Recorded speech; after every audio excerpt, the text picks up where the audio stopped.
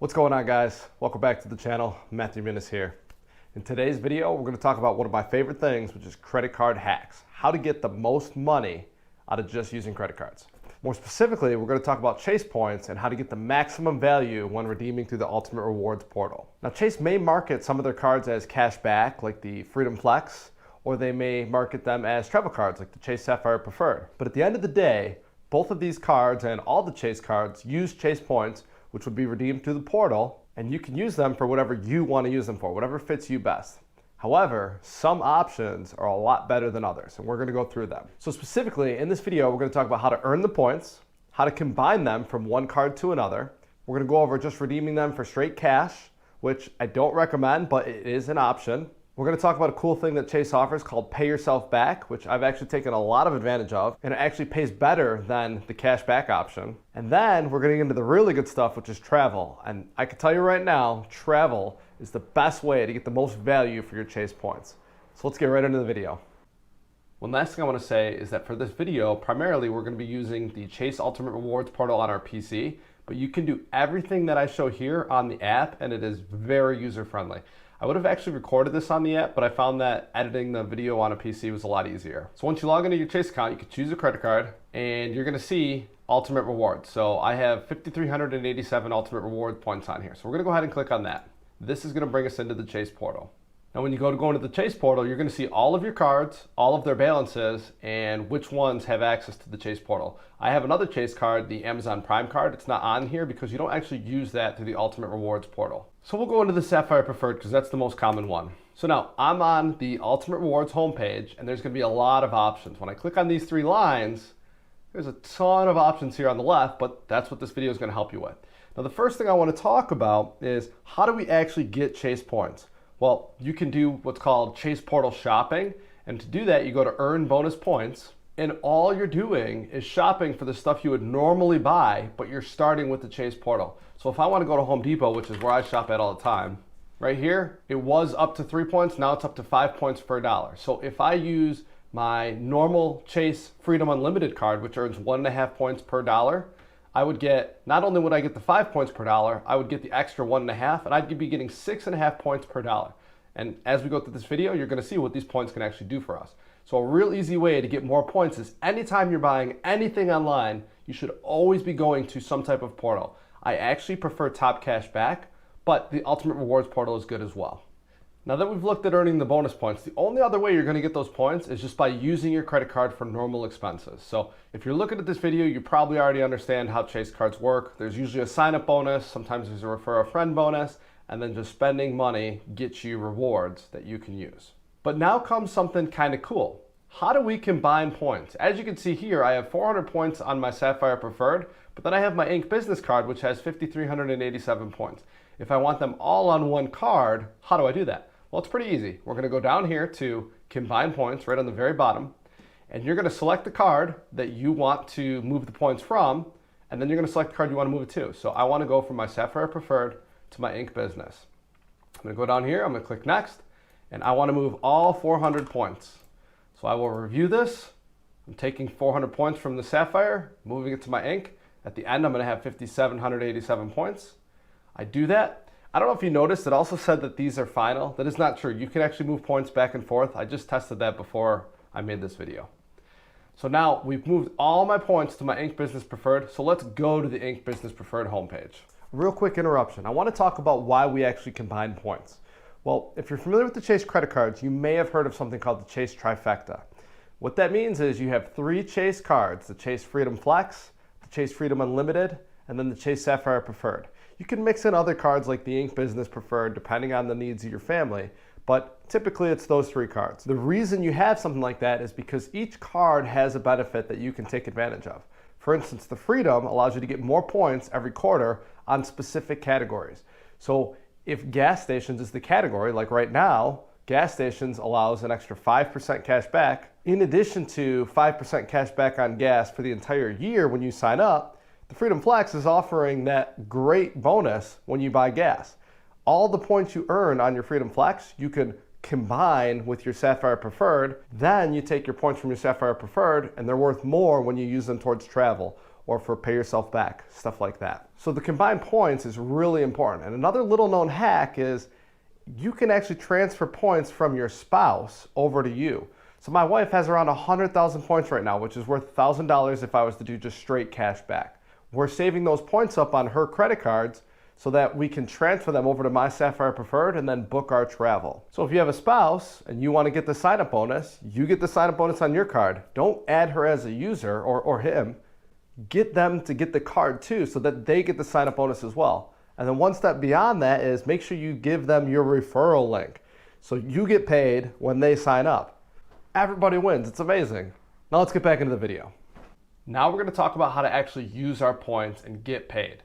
The first thing we're going to talk about are the one-to-one redemptions. Now there are other options that are worse than this, but we're not actually going to talk about those. If you want strictly cash back, 100 points is going to bring you $1. So as you can see, the ratio is going to be 1-to-1.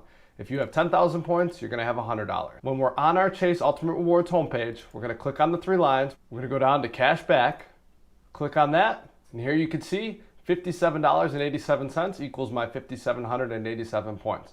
So you can also redeem for a gift card, and sometimes you'll actually be able to get like a 1 to 1.1. You might save 10% on a gift card, but typically I don't really do the gift cards. You're going to scroll down. You can redeem for a statement credit, or you can deposit it into your savings or your checking or however you want to do it. But like I said, you're only getting a 1-to-1 ratio when it comes to your points per dollar. So I don't really think that's a good use of your points. I don't recommend doing this.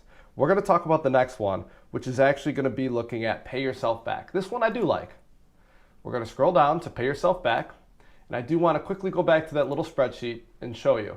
When you use pay yourself back or you travel through the Ultimate Rewards portal with the Sapphire Preferred or Inc. Business Preferred, you're going to get a ratio of 1 to 1.25. So your 100 points is now $1.25. Your 10,000 points is now $125. So you're getting more for your money, which is what we want to do. Free money is great. Notice, for the card I'm using, which is the Inc. Business Preferred, right now through September 30th, I can redeem on purchases that were used for internet, cable, and phone services. Well, luckily, I pay my internet bill with my work card, and it's $64.99 a month. So if I wanted, I could click on this, and it would be 5,199 points instead of $64.99. So I'm getting that 1.25 point per point, which is a lot better than if I was to redeem for cash. Technically, it's the same thing as getting cash though. I can redeem myself for that purchase, and then I'll have money in my checking account that I did not use to pay off that bill. So in the end, it's the same. So if you can use pay yourself back, and you'll have to look and see what things apply to your specific credit card, then great option. Definitely better than cash back, and it still does the same thing. Let's go into the next thing. We're going to look at travel. Now travel is going to be the same ratio of the 1 to 1.25. So we're going to click on travel, and it's pretty self-explanatory. I'm not going to show a specific example because then the video is going to take forever, but you type in your city or airport if you're looking for a hotel or your check-in date, and it's going to show you a bunch of hotel options, just like using any other travel website. Notice up here, when redeemed for travel, your 5,787 points are worth $72.34. You're getting that additional 25% when using this card. If you have something like the Sapphire Reserve card, you're actually going to get 50% more, which is awesome, but it's still not the best way to redeem your points. So as you can see here, cash back 1-to-1, pay yourself back or travel 1 to 1.25, so we're getting better. Now let's get even better. If you use your points to transfer to a travel partner, now I've done a couple examples here. We have a flight that was 11,997 points from Rochester to Tampa, or $179. So my points are actually worth 1 to 1.49. I did highlight this here because there's a $5.60 tax. So technically, if you want to be exactly on the money, the points would be 12,557. So you get a 1 to 1.43 ratio, which is, so far, that's the best we've seen. So let's look at that real quick. $179 for this flight. If I change this to points, I now only need 11,997, and that's exactly where I got the data for this. But how do we do that? How do I do that? Well, let's go back to the travel. Click up here, and we're going to click on Transfer to Travel Partners. So with specific credit cards, you can transfer to certain airlines or certain hotel partners. One of my favorites is Southwest Airlines. You go ahead, you click on Transfer Points, you follow the instructions. It's very self-explanatory. So if you're using these credit cards and you have the option of a vacation coming up, you can book through Chase Travel and get 1 to 1.25, or you can book with the airline directly by transferring your points over to their airline loyalty program, and then you're going to get a lot better deal. These things take time and they take research, but as everyone knows, time is money. So if it's worth you saving money, then this is a great tool that you can use. Now we have one more to go, and that is the hotel example. Now Hyatt has some of the best redemptions when it comes to points. So for 30,000 points, you can get a $720 a night hotel, which is a ratio of 1 to 2.4. So for every 100 points, you're gonna get $2.40, which is awesome. 2.5 times better than if you had just redeemed for cash. Let's look at that. If I go to the Hyatt, notice we have a beach villa that's located in the Maldives for $713 a night. However, if we change this to points, that same beach villa is 30,000 points a night. In order to get there, you go down to hotels, you could transfer to the World of Hyatt your 30,000 points, you're getting a free night. If you want 3 nights, 90,000 points, pretty self-explanatory.